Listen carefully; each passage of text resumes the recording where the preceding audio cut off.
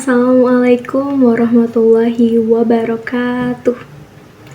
Selamat pagi anak-anak, kabar kelas 4. Bagaimana kabar kalian hari ini? Alhamdulillah semuanya sehat dan bersemangat ya. Sebelum kita memulai petualangan belajar kita hari ini, alangkah baiknya kita berdoa terlebih dahulu agar ilmu yang kita dapatkan berkah dan bermanfaat. Silakan ketua kelas, Nak Andi, pimpin doa teman-temannya ya.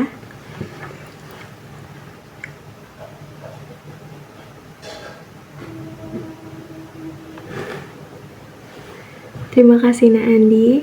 Sekarang Ibu periksa kehadirannya terlebih dahulu ya. Apakah ada yang tidak masuk hari ini? Wah, luar biasa. Nihil ya, semua hadir dan siap belajar. Anak-anak Ibu, coba perhatikan layar di depan. Sebelum berangkat ke sekolah tadi, apakah ada yang sempat sarapan nasi goreng?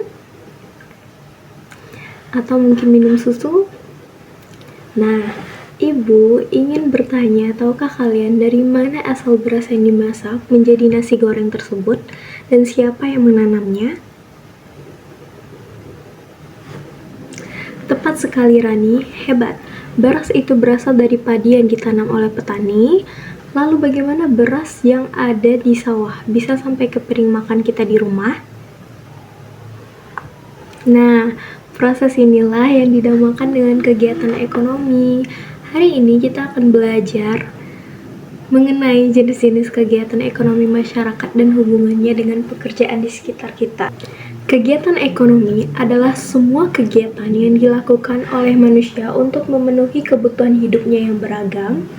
Secara umum, kegiatan ekonomi dibagi menjadi 3 jenis utama. Mari kita lihat bersama di layar ya. Kegiatan ekonomi adalah perilaku atau tindakan manusia yang bertujuan untuk memenuhi kebutuhan hidupnya. Kegiatan ekonomi sudah berlangsung sejak zaman dahulu. Di zaman prasejarah, kegiatan ekonomi berupa berburu, menebang pohon di hutan, bercocok tanam, dan beternak. Seiring dengan perkembangan zaman, kegiatan ekonomi bervariasi menjadi banyak. Sobat Sumber Belajar, berdasarkan aktivitas pekerjaannya, kegiatan ekonomi terbagi menjadi 3 jenis, yaitu kegiatan produksi, kegiatan distribusi, dan kegiatan konsumsi. Kegiatan produksi merupakan tindakan ekonomi untuk menghasilkan barang atau jasa. Hasil proses produksi dapat berupa barang mentah, barang setengah jadi, dan barang jadi. Dalam melakukan kegiatan produksi dipengaruhi oleh faktor alam, tenaga kerja, modal, dan kemampuan entrepreneurship.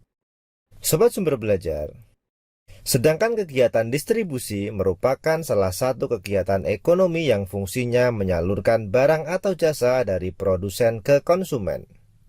Proses distribusi sangat penting, karena pada kegiatan inilah produk dapat tersebar secara meluas kepada semua orang. Kegiatan distribusi terbagi menjadi 3, yaitu distribusi langsung, tidak langsung, dan semi langsung.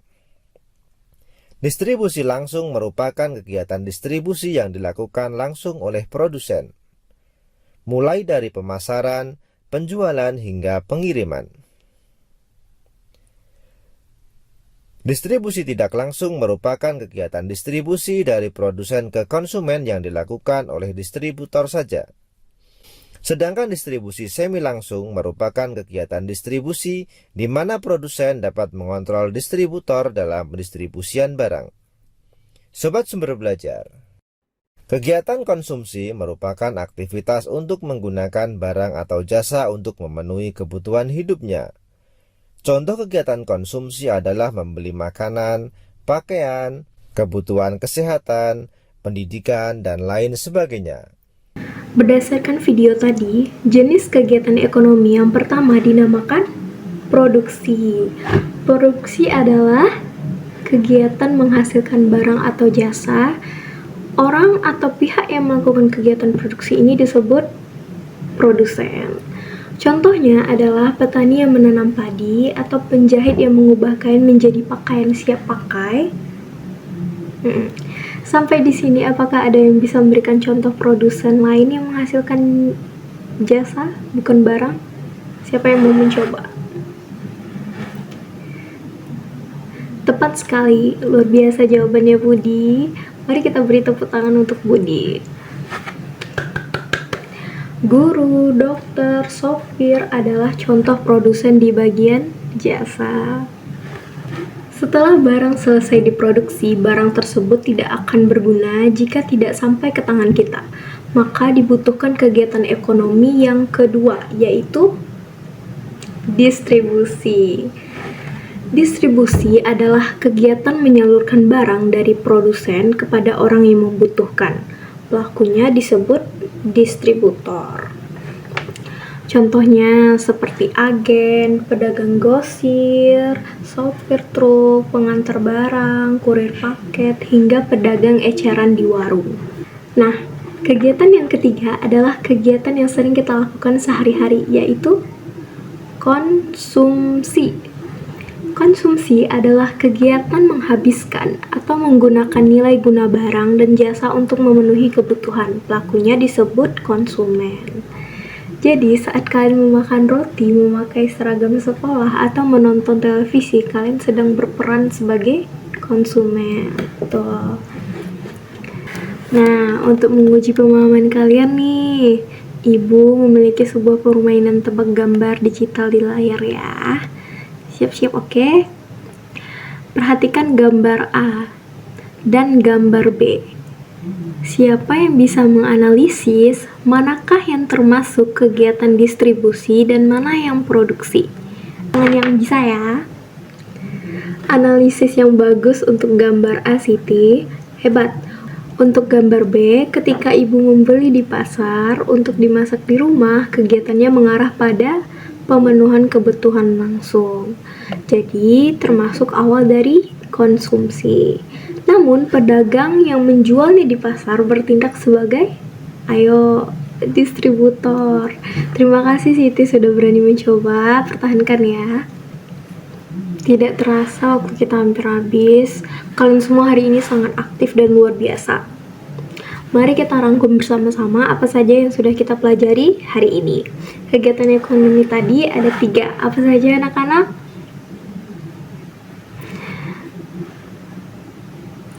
Hebat. Pelaku produksi disebut apa? Produsen. Kalau pelaku distribusi? Distributor. Dan kita yang menggunakan barang disebut konsumen. Benar-benar kelas yang cerdas. Kesimpulannya, kegiatan ekonomi ini saling berkaitan satu sama lain untuk memenuhi kebutuhan hidup manusia.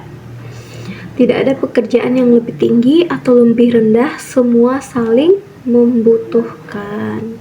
Sebagai pemantapan di rumah, Ibu sudah mengirimkan tautan ILKPD interaktif melalui grup WhatsApp orang tua kalian. Silakan amati 3 jenis pekerjaan di sekitar rumahmu, lalu kategorikan ke dalam tabel digital yang tersedia di sana.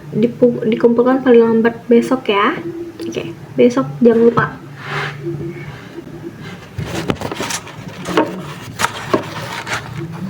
Mari kita akhiri pembelajaran IPS hari ini dengan mengucapkan hamdalah bersama-sama. Alhamdulillahirobbilalamin. Terima kasih atas semangatnya anak-anak. Tetap jaga kesehatan dan sampai jumpa besok. Selamat siang. Wassalamualaikum warahmatullahi wabarakatuh.